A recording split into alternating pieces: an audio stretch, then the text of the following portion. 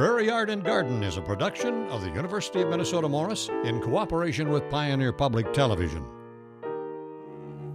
Funding for Prairie Yard and Garden is provided in part by Heartland Motor Company, providing service for over 30 years in the heart of truck country. Heartland Motor Company, we have your best interest at heart. Farmers Mutual Telephone Company and Federated Telephone Cooperative, proud to be powering ASERA. Mark and Margaret Yakel-Julien, in honor of Shalom Hill Farm, a nonprofit rural education retreat center in a beautiful prairie setting near Windham in southwestern Minnesota. Shalom Hill Farm, shalomhill.org.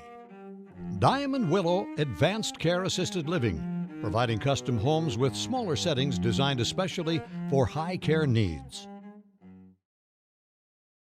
I've always wanted to do a Prairie Yard and Garden show with my husband, Tom. When it comes to growing plants, he is so knowledgeable. But he has said no. And then he smiles and says, if needed, I'll be your plan B. Well, this year we've had lots of rain, and one of our guests had so much flooding and damage that he had to cancel doing the show. I finally get my wish, as Tom agreed to be my guest. Come along and we'll see how this goes.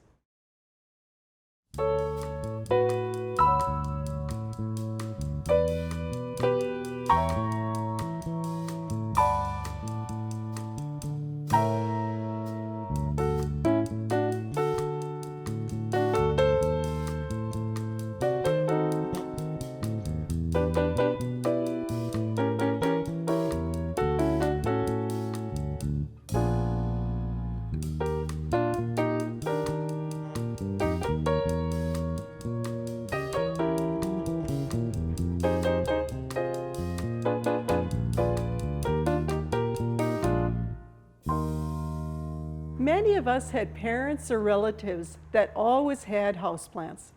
In the 70s, I remember having macrame plant hangers and floor-to-ceiling plant poles filled with plants. Then it seems like having houseplants fell by the wayside. But guess what's coming back?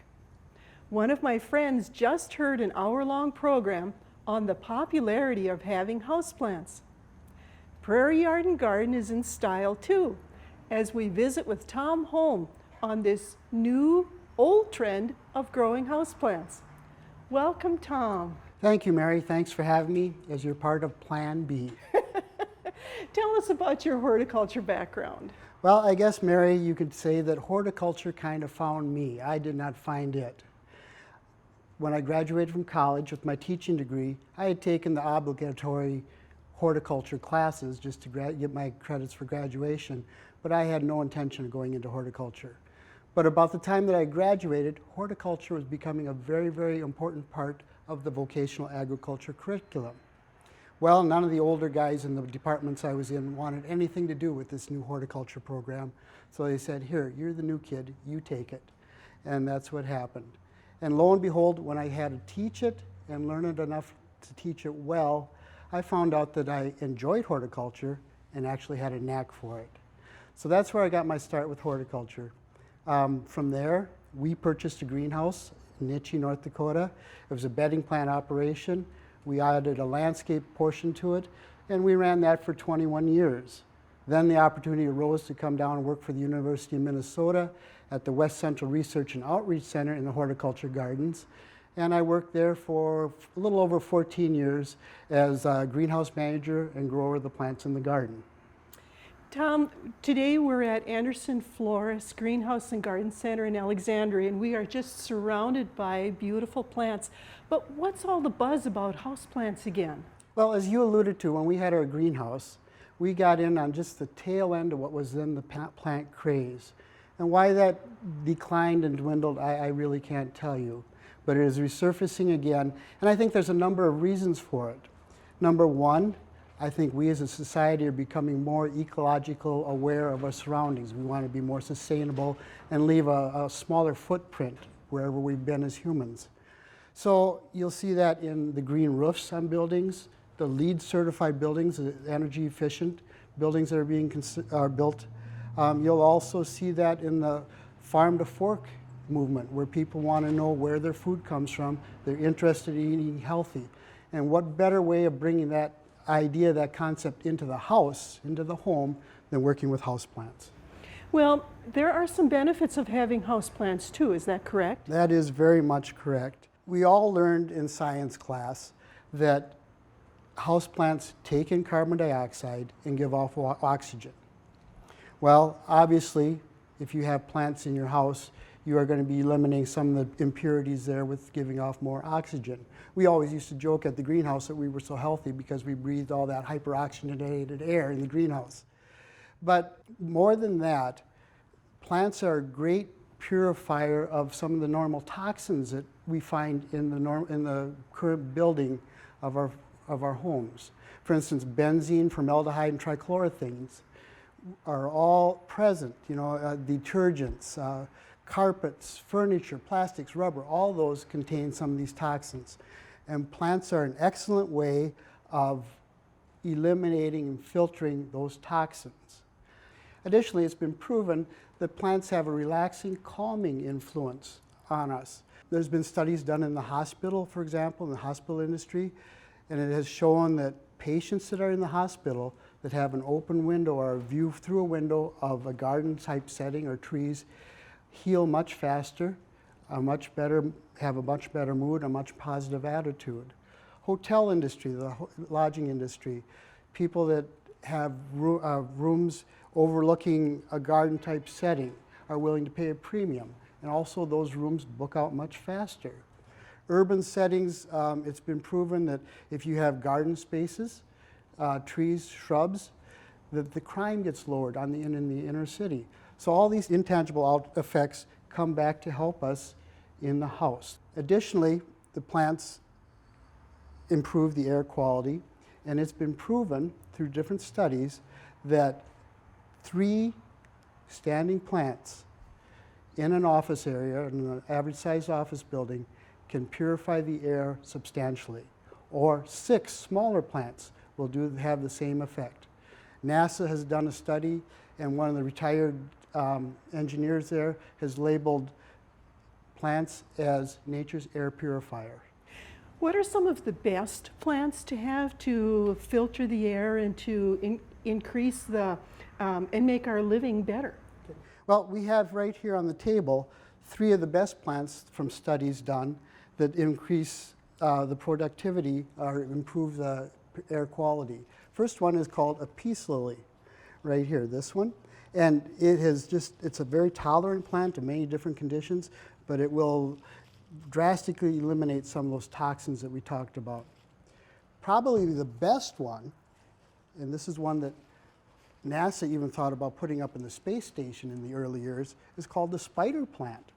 This one right here, depending on how you put it and where you place it, will have an excellent air cleaning effect on your rooms.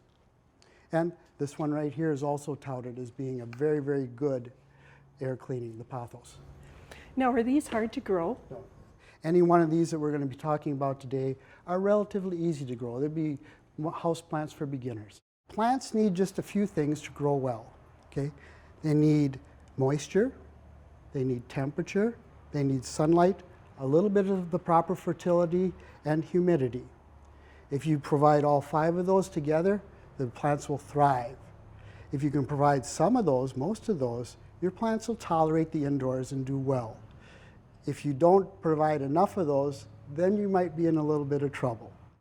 What do you recommend for the soil to use when you're using houseplants? Well, when you purchase a houseplant, it's obviously going to be in a soil of some type or a media of some type. Eventually, when you have it, the longer you have the plant, you will need to repot it as the plant grows. Now, there's many different options that you can have for potting soil. Without promoting any one brand, there are many on the market. Okay? And if you look closely at this, you can see this is a soilless mix. It has what is called peat moss in it. And these little white beads right here are perlite or vermiculite would be in there. Also, you would see little beads of fertilizer. So when you buy a plant from wherever you get it from, Most likely it has fertilizer in it, fertilizer that will last anywhere from 3 to 6 months. So immediately when you bring that plant home, the fertilizer needs or the nutrition needs are probably taken care of. What kind of water should you use and how often should you water? Well, first off, most of our plants, all of our plants, do not like chlorine. They don't like the fluoride that's in our city water, the salts from a water softener. All those can have detrimental effects on houseplants. So I would like to recommend that you use rainwater, snow if you can, or bottled water, you know, the purified water. Okay, so how do we know what size of pot that we should put the plants into? Well, if you buy a house plant and you grow it on and it grows and you need to replant it, the general rule of thumb is never go more than 1/3 bigger than the pot that you have. Okay?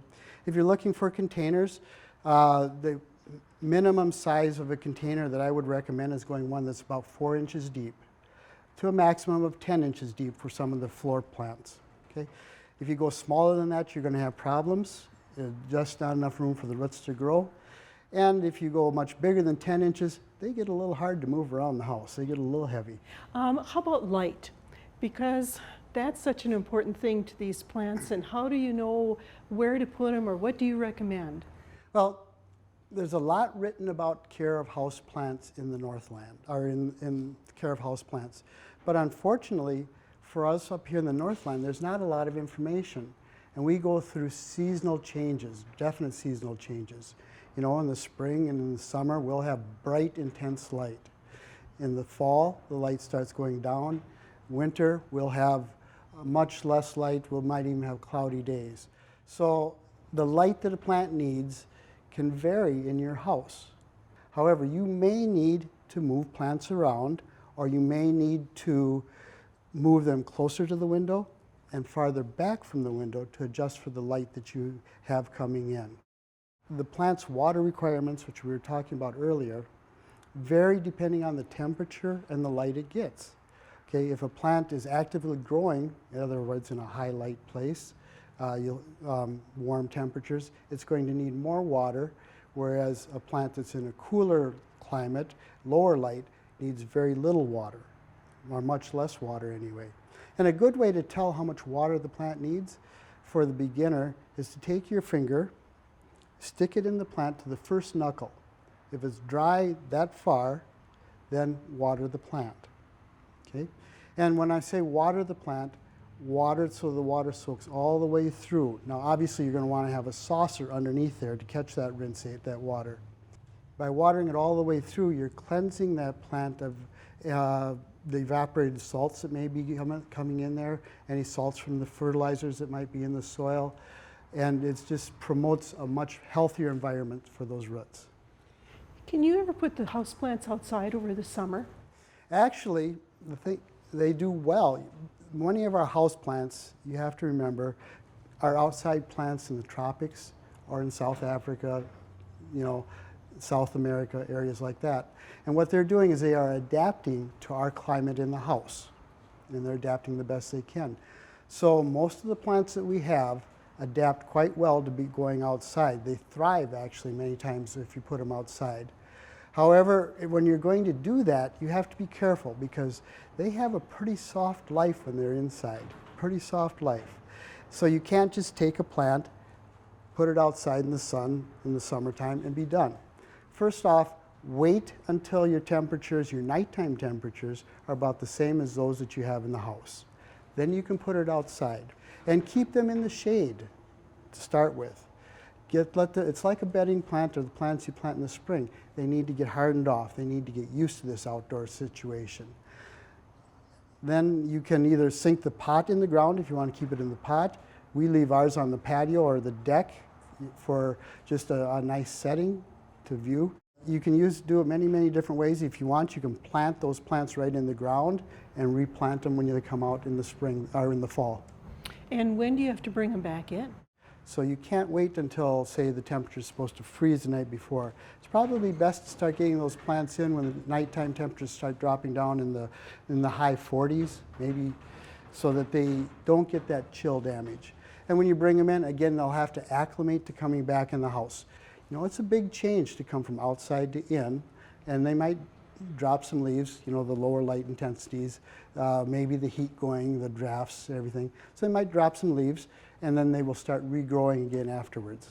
Is there anything that you need to do when you bring them in, so you don't bring any extra critters along in from being outside all summer? Well, these plants have been outside. They've been subject to all the forces that Mother Nature has, whether that be diseases blowing around or little bugs.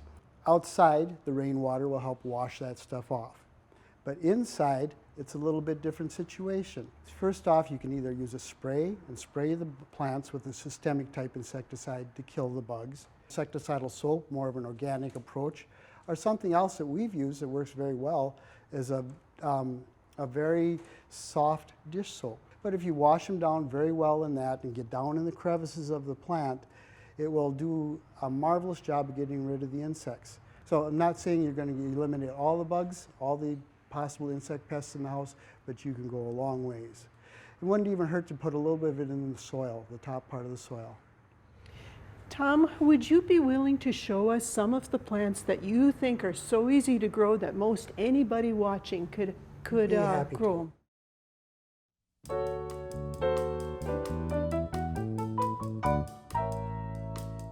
I have a question. What can homeowners do to help bees? Yeah, the great thing is that everyone can do something to help bees.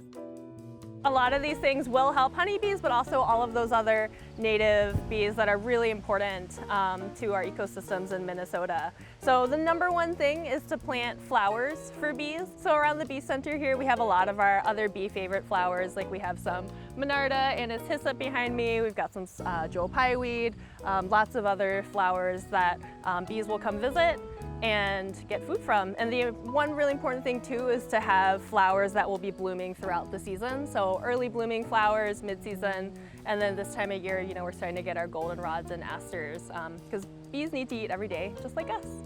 And as much as we can to keep those flowers clean, so not using pesticides on them, so that when those bees are visiting, they're just getting, you know, nice, healthy food. But that's really a big thing. Other things you can do if you have a little bit of land, as far as creating nesting habitat, are, you know, maybe leaving your garden a little messy. So we like to cut our stems back, but there are bees who make their nests in stems. There are bees who make their nests in bare ground. So if you are okay leaving your garden a little messy for the fall, then that's something that can really help our bees as well.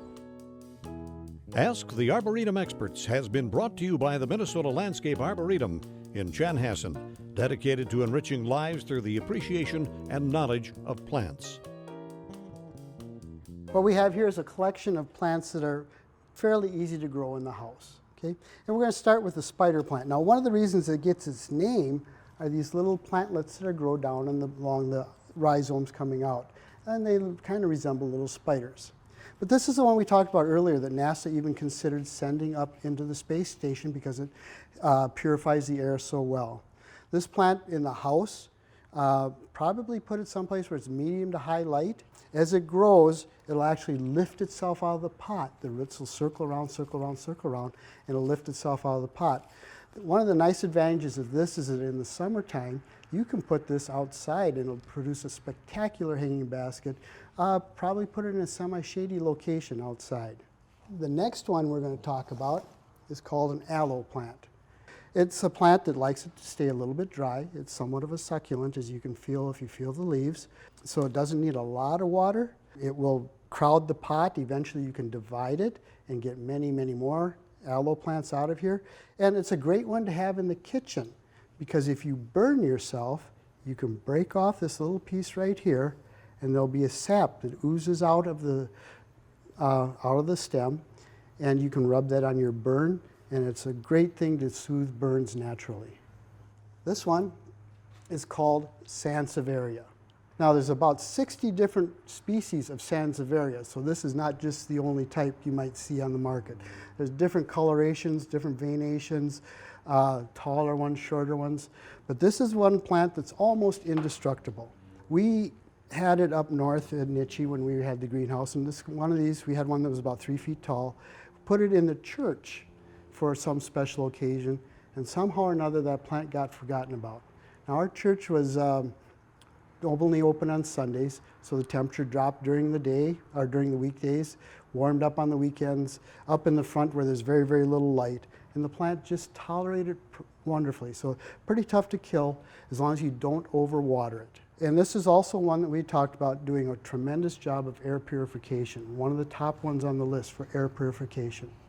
The peace lily, this is one also that we had talked about that does just a tremendous job of filtering the air of those toxins that we talked about, as well as providing oxygen.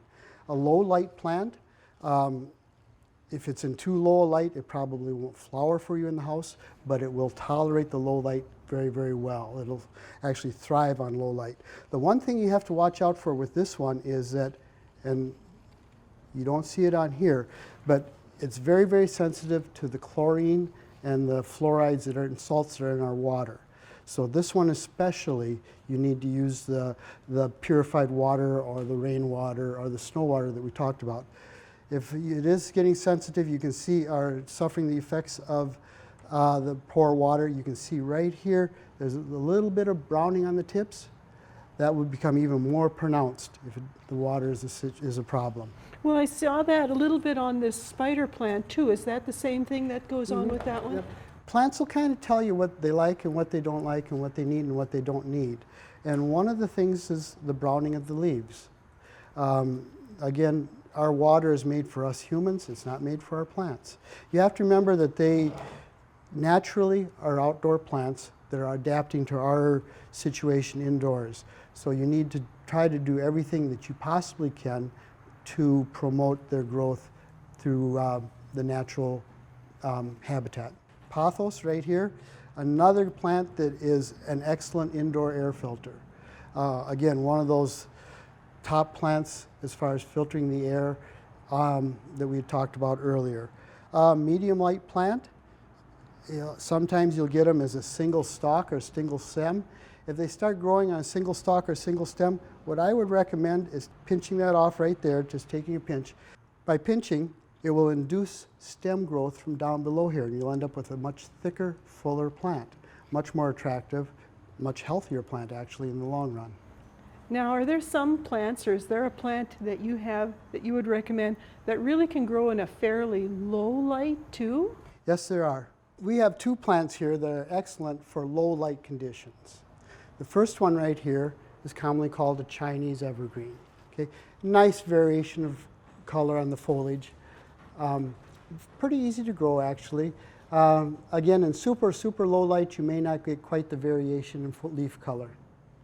The second one is right here that you see standing here, a little bit floppy, but standing here. It's called Zamococcolois zamifolia. Okay? Now, that's the scientific name. In the trade name, it's called ZZ plant, and you can see why. Okay? This one is almost indestructible, tolerates low light very well. Don't overwater it. Very nice foliage, as you can see, green, shiny foliage. Both of these, you know, they have such pretty leaves. How do you keep them clean? Well, every once in a while, when you have these plants in the house, they would benefit from actually just putting them in the shower. Okay. You can sit or you can stand and you can wash the leaves again, like we talked about before. But a shower for your plants is great. The only thing you have to be a little careful of is the water, the softened water, and the city water that a lot of people have. Now, we have well water at our place, so we can kind of get by with it. If you're concerned, you can take a plastic bag, put around the soil so it doesn't absorb much of that water in the soil, just on the foliage. And then if you can, rinse it off with good fresh water afterwards. Okay. Now, we've got a friend named Ruth, and she always has coleus that she has outside. But I think she brings that in too. Does that make a houseplant? Yeah, coleus is one of those old-fashioned plants that's been brought in for years and years. It's probably what a grandmother might have brought in. Today's new varieties, however, lend themselves to even more diverse colors and much nicer plants all around. You can bring the plant in as a whole if you would like, or another way to do it is to take cuttings off of your plant and start new plants. Now, you can see right here that on this one, the cutting has been taken, and see the new little roots are starting to grow. And this is from just sticking into water. Now eventually what you would probably want to do is take this and pot it up into a smaller pot to start with. As the winter goes on, you might have to repot it one time before you put it outside, but then this is very adaptable to go outside. Again, keep in mind it's been in the house, it's a little tender, so don't plant it in the garden in full sun right away. Harden it off a little bit.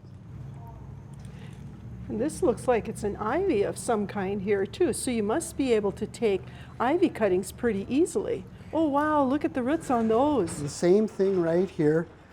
This is a wandering Jew, a family of plants.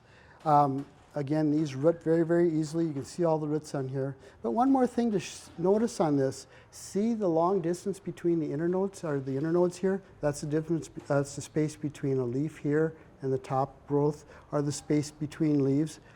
This tells you that the plant's been in a low light situation. So eventually we would want to get this potted up and put into a place where it's going to get more light for the winter. So that's a wandering Jew. So can you take cuttings easily off of like a German ivy and a Swedish ivy too? You can do the same thing with almost any ivy that I'm aware of. You can take cuttings off of these, stick them in the water, and propagate them. The nice thing about both of these is that if you have them in the house, they require somewhat of a high light condition over winter in the house. But in the summertime, you can put both of these outside again, semi-shade, and they will just flourish outside. Or if you want, you can use them fillers in some of your combination planters. We've even had this German ivy overwinter sometimes outside if they're planted in a protected location. Another plant that benefits a lot from being outside in the summertime is your succulents. And they really love being outside. You can bring them back inside in the winter. They'll be a tremendous houseplant, low water requirements, however. If you grow herbs outside in a container, you can also bring those in and save them for the winter time, and then you can have fresh herbs for your culinary delight. I would bet those you'd have to have close to a window though, right? Herbs require more sun, yes, much more sun, as much light as you can possibly give them. Okay. Well, Tom, thank you so much for being Plan B and for the great information on houseplants. Thanks so much. You're welcome. Thanks for having me. Funding for Prairie Yard and Garden is provided in part by Heartland Motor Company, providing service for over 30 years in the heart of truck country. Heartland Motor Company, we have your best interest at heart. Farmers Mutual Telephone Company and Federated Telephone Cooperative, proud to be powering ASIRA. Mark and Margaret Yakel Julien, in honor of Shalom Hill Farm, a nonprofit rural education retreat center in a beautiful prairie setting near Windham in southwestern Minnesota. Shalom Hill Farm, shalomhill.org. Diamond Willow Advanced Care Assisted Living, providing custom homes with smaller settings designed especially for high care needs.